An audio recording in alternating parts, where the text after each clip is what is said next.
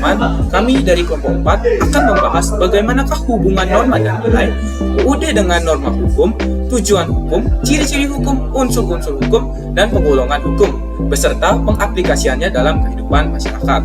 Sebelum kami membahas hal tersebut, izinkan saya memperkenalkan diri. Nama siswa Gede Wira Hariwangsa dari kelas 10-12 absen 18. Saya Yigit Yunus dari kelas 10-12 absen 31. Nama saya Rizky Sultan Aktubulu dari 10-12 absen 26. Nama saya Roman Janiskeng dari kelas 10-12 absen 27.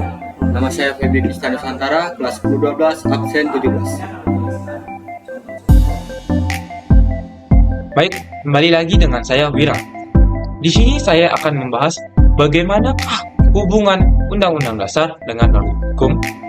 Sebelum kita masuk ke dalam materi, saya akan menjelaskan apa itu Undang-Undang Dasar dan norma hukum. Undang-Undang Dasar atau UUD adalah dokumen hukum tertinggi dalam suatu negara yang menetapkan dasar konstitusi bagi sistem hukum dan pemerintahan. Hukum mendefinisikan struktur dan fungsi negara, hak-hak serta kewajiban sebagai warga negara, dan batasan kekuasaan pemerintahan. Kemudian, norma hukum. Norma hukum adalah aturan atau ketentuan yang mengatur perilaku manusia dalam masyarakat dan diberlakunya oleh otoritas hukum. Norma hukum ini mencangkup beberapa aspek kehidupan, seperti hak dan kewajiban individu, tata cara peradilan, dan norma-norma lainnya yang menentukan bagaimana masyarakat seharusnya berinteraksi dan berfungsi. Lalu, bagaimanakah hubungan Undang-Undang Dasar dengan norma hukum? Pertama, sebagai sumber hukum utama. Undang-Undang Dasar adalah sumber hukum utama atau hukum dasar yang memberikan dasar konstitusional bagi pembentukan dan berlakunya seluruh sistem hukum di suatu negara.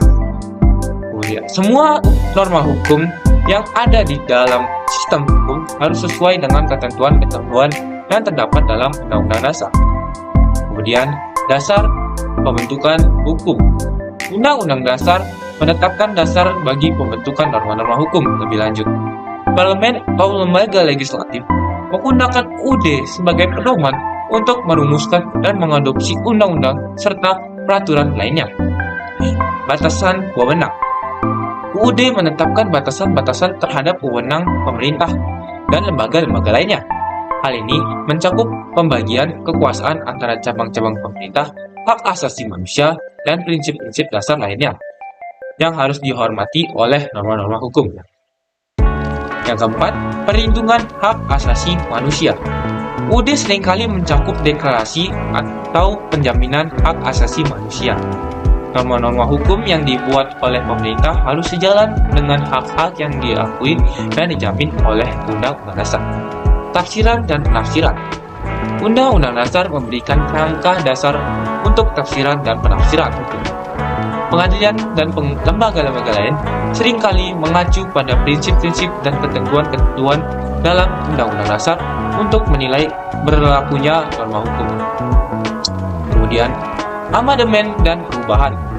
Undang-Undang Dasar biasanya menyediakan mekanisme untuk amandemen atau perubahan. Perubahan ini dapat mencangkup penambahan, penghapusan, dan perubahan terhadap norma-norma hukum yang ada.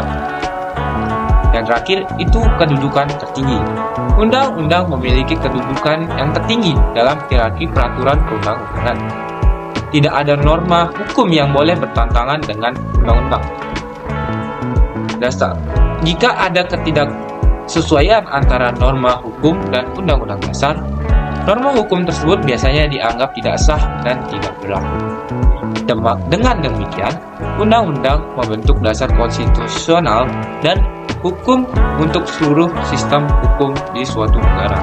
Norma-norma hukum yang dibuat harus sesuai dengan prinsip-prinsip dan ketentuan-ketentuan yang terdapat dalam undang-undang, sehingga tercipta konstitusi dan keadilan dalam sistem hukum tersebut. Ini saya akan menjelaskan tentang hukum. Nah, apa itu hukum? Hukum adalah suatu sistem aturan dan norma-norma yang ditetapkan oleh otoritas yang berwenang dalam suatu organisasi, instansi, atau negara untuk mengatur perilaku orang-orang yang berada di dalamnya. menegakkan keadilan dan juga menciptakan ketertiban dan juga untuk melindungi hak serta kewajiban individu dalam suatu komunitas. Nah, apa saja tujuan hukum? Pertama, tujuan hukum itu berfungsi sebagai alat untuk menciptakan dan juga menjaga ketertiban dalam masyarakat atau orang-orang yang ada di dalam sebuah organisasi. Yang kedua, hukum juga berfungsi untuk menegakkan keadilan. Salah satu tujuan hukum adalah menegakkan keadilan karena itu mampu menjaga keutuhan organisasi yang memiliki hukum di dalamnya. Yang ketiga adalah melindungi hak asasi manusia. Hak asasi manusia itu juga sangat berfungsi dalam sebuah organisasi karena itu mampu menjaga agar anggota-anggotanya tetap melakukan hal-hal yang sesuai dengan kemanusiaan. Yang ketiga adalah memberikan pedoman untuk perilaku. Nah, hukum ini juga diperlukan untuk menjaga orang-orang tetap dalam perilakunya, sehingga perilaku yang dilakukan itu tetap dapat sesuai dengan norma-norma yang sesuai di dalam organisasi atau masyarakat tersebut. Yang kelima, mendorong kesejahteraan masyarakat. Nah, di sini hukum juga berfungsi untuk mendorong kesejahteraan dalam masyarakat karena hukum juga mampu mengatur masyarakat untuk tidak bertindak semena-mena sehingga masyarakat dapat hidup dengan baik dan juga tanpa ada gangguan dari luar. Halo teman-teman, di sini saya akan menjelaskan mengenai ciri-ciri hukum. Yang pertama, hukum mengatur tingkah laku masyarakat, baik hukum yang berlaku secara domestik maupun hukum yang berlaku secara global. Hukum akan mengatur bagaimana seseorang hidup di masyarakat, bagaimana seseorang berperilaku, dan bagaimana seseorang bersosialisasi. Yang kedua, hukum bersifat memaksa. Hukum memiliki sifat memaksa dan mengikat. Ini adalah ciri-ciri hukum yang paling penting. Hal ini bertujuan supaya semua orang dari semua lapisan masyarakat harus mematuhi hukum yang berlaku. Yang ketiga, hukum mencakup larangan dan perintah. Salah satu ciri hukum adalah mengandung larangan dan perintah yang harus dipatuhi oleh semua orang. Keempat, hukum memiliki unsur perlindungan dan melindungi. Hukum tidak hanya memberi aturan, larangan, dan perintah saja, akan tetapi hukum harus memiliki sisi yang melindungi masyarakat melalui ditetapkannya larangan dan perintah tersebut. Yang kelima, hukum menerapkan sanksi untuk pelanggar hukum. Hukum juga mencakup sanksi atau hukuman bagi mereka yang melanggarnya. Mereka dapat diberi sanksi dan dijatuhi hukuman. Ciri-ciri hukum ini mendorong orang untuk tidak melanggar hukum. Hukum yang berlaku juga mengatur sanksi yang diberikan. Terakhir, hukum diciptakan oleh pihak yang berwenang. Ciri-ciri yang terakhir adalah hukum diciptakan oleh pihak yang berwenang dan memiliki kuasa untuk membuat, menyusun, dan menetapkannya. Hanya hukum yang dibuat oleh lembaga atau badan resmi yang sesuai dengan peraturan yang telah ditetapkan yang dapat digunakan. Demikian penjelasan tentang ciri-ciri hukum. Semoga dapat menjadi pengetahuan dan pengingat akan pentingnya menaati hukum yang berlaku, baik itu hukum tertulis ataupun hukum tidak tertulis. Demikian penjelasan tentang ciri-ciri hukum. Semoga menjadi pengetahuan dan pengingat akan pentingnya menaati hukum yang berlaku, baik itu hukum tertulis atau hukum tidak tertulis, dan menerapkannya dalam keseharian hidup. Sekian, terima kasih. Sini saya akan menjelaskan unsur-unsur hukum. Apa sih unsur-unsur hukum tersebut? Unsur-unsur hukum merujuk pada komponen-komponen dasar yang membentuk suatu sistem hukum. Unsur-unsur ini dapat bervariasi tergantung pada jenis hukum dan sistem hukum yang ada. Berikut beberapa unsur hukum dalam sistem hukum. Yang pertama itu ada norma hukum, objek hukum, sanksi hukum, pengaturan penegakan hukum, prosedur hukum, asas hukum, ketentuan pidana dan perdata, sumber hukum, dan pengakuan dan penegakan hukum internasional. Kita disini akan membahas 10 dari unsur hukum tersebut. Yang pertama adalah norma hukum. Norma hukum adalah pernyataan, aturan, atau tuntutan yang diberlakukan oleh pihak berwenang dalam suatu masyarakat. Yang kedua itu ada subjek hukum. Subjek hukum merujuk pada individu, kelompok, atau entitas yang tunduk kepada aturan-aturan hukum. Yang ketiga ada objek hukum. Objek hukum adalah hal atau kejadian yang diatur oleh hukum. Ini bisa mencakup hak, kewajiban, properti, dan berbagai aspek lain dari kehidupan sosial.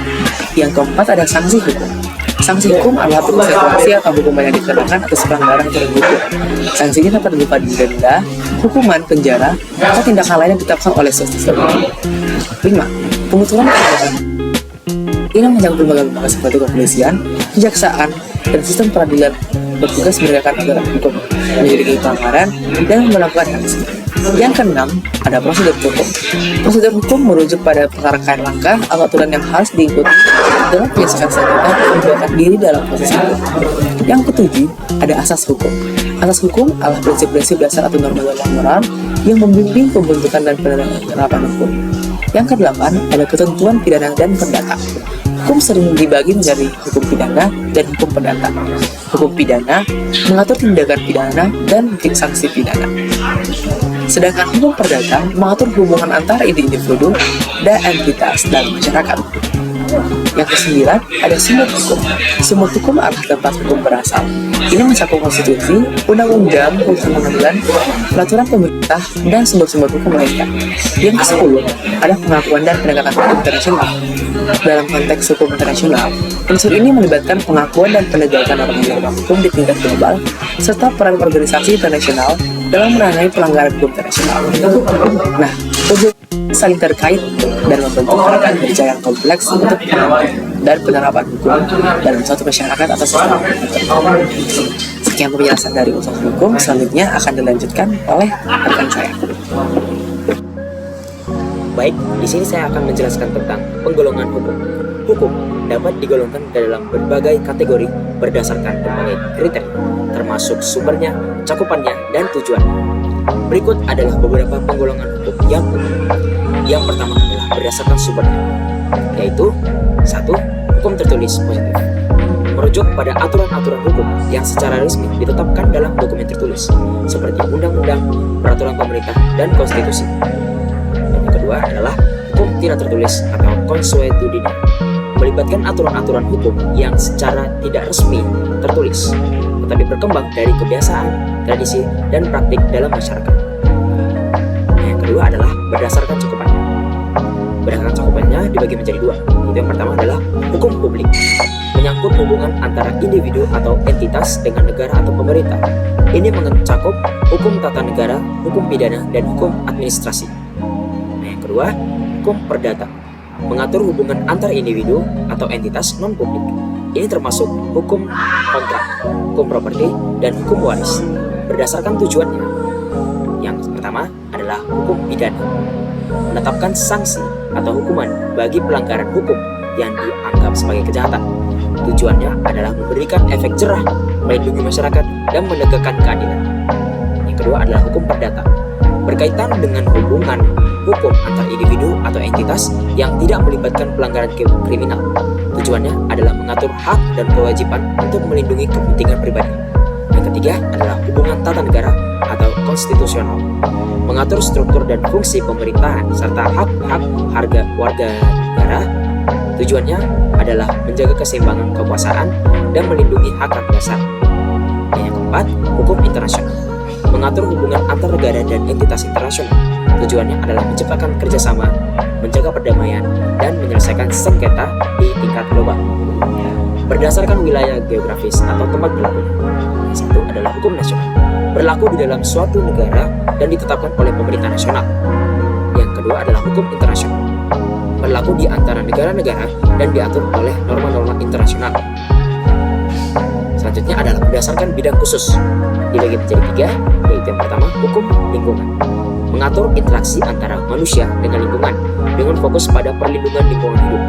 Yang kedua adalah hukum hak asasi manusia, menetapkan dan melindungi hak-hak dasar individu sebagai manusia. Yang ketiga, hukum bisnis, berkaitan dengan aspek hukum dalam kegiatan bisnis, termasuk kontrak, hukum perusahaan, dan transaksi bisnis. Penggolongan hukum ini membantu memberikan kerangka kerja untuk memahami berbagai aspek hukum dan bagaimana aturan-aturan tersebut dapat berlaku dalam konteks yang berbeda. Nah, di sini kita akan memberikan contoh penerapan dalam kehidupan sehari-hari. Yang pertama ada contoh penerapan norma dan nilai dalam kehidupan sehari-hari. Yang pertama, hormat dan kesopanan. Contoh penerapannya mengucapkan salam atau memberikan salam pada saat bertemu. Yang kedua, solidaritas dan gotong royong. Contoh penerapannya, masyarakat bergotong royong membersihkan lingkungan setempat. Yang ketiga, integritas dan kejujuran. Contoh penerapannya, mematuhi aturan lalu lintas dan etika berkendara. Selanjutnya adalah contoh penerapan Undang-Undang Dasar dengan norma hukum. Yang pertama, perlindungan HAM atau hak asasi manusia. Penerapannya, penegakan hukuman terhadap pelanggaran hak asasi manusia. Yang kedua adalah ketentuan tentang negara hukum. Penerapannya, pembentukan dan pelaksanaan aturan hukum untuk semua warga negara. Yang ketiga adalah pembagian kekuasaan. Penerapannya, fungsi dan tugas lembaga-lembaga negara sesuai dengan ketentuan Undang-Undang Dasar 1945. Selanjutnya, contoh penerapan tujuan hukum. Yang pertama, menciptakan ketertiban sosial. Penerapannya, penegakan hukum lalu lintas untuk mencegah kecelakaan dan menciptakan tata tertib di jalan raya. Yang kedua, menegakkan keadilan. Penerapannya, sistem peradilan yang memberikan kesempatan yang sama bagi semua pihak dalam proses peradilan. Yang ketiga, melindungi hak asasi manusia. Penerapannya, penegakan hukum terhadap pelanggaran hak asasi manusia seperti keselarasan atau diskriminasi. Nah, selanjutnya, penerapan ciri-ciri hukum dalam bermasyarakat. Yang pertama, normatif. Penerapannya, undang-undang yang menetapkan batas kecepatan di jalan raya sebagai aturan untuk mengatur perilaku pengemudi. Yang kedua, ditentukan oleh otoritas berwenang. Penerapannya, putusan pengadilan yang diberikan oleh hakim sebagai otoritas yang berwenang dalam menyelesaikan sengketa hukum. Yang ketiga, penegakan. Penerapannya, penangkapan dan penuntutan terhadap pelaku kejahatan oleh aparat kepolisian dan jaksa. Selanjutnya adalah contoh penerapan unsur-unsur hukum. Yang pertama adalah norma hukum. Contoh penerapannya, pasal 27 Undang-Undang Lalu Lintas dan Angkutan Jalan yang mengatur norma penggunaan jalan raya. Yang kedua adalah subjek hukum. Contoh penerapannya, warga negara sebagai subjek hukum yang tunduk pada undang-undang yang berlaku di negara tersebut. Yang ketiga adalah objek hukum. Contoh penerapannya, properti, hak cipta, atau bisnis dapat menjadi objek hukum yang diatur oleh peraturan hukum tertentu. Nah, selanjutnya, contoh penerapan penggolongan hukum. Yang pertama, berdasarkan sumbernya. Contoh penerapannya, hukum tertulis, undang-undang, peraturan pemerintah, dan keputusan pengadilan. Yang kedua, berdasarkan cakupannya, hukum publik, hukum pidana, tata negara, dan administrasi negara. Yang ketiga, berdasarkan tujuannya, hukuman pidana, mencegah dan menindak kejahatan dengan sanksi berupa denda atau hukuman penjara. Nah, itu adalah contoh-contoh yang dapat kami berikan untuk penerapan dalam kehidupan sehari-hari. Sekian, terima kasih. Baik teman-teman, itu saja yang dapat kami jelaskan tadi. Rangkumannya adalah hukum adalah peraturan-peraturan yang bersifat memaksa yang menentukan tingkah laku manusia dalam lingkungan masyarakat yang dibuat oleh badan-badan resmi yang berwajib. Pelanggaran mana terhadap peraturan-peraturan tadi berakibatkan diambilnya tindakan, yaitu dengan hukuman tertentu. Sehingga dari berbagai pengertian hukum di atas dapat dirangkum, pengertian hukum adalah himpunan peraturan yang bersifat memaksa dan dibuat oleh lembaga yang berwenang yang harus ditaati oleh masyarakat dengan membuat ancaman hukuman apabila dilanggar. Sekian yang dapat Bapak kami sampaikan. Semoga bermanfaat untuk kita semua. Terima kasih dan salam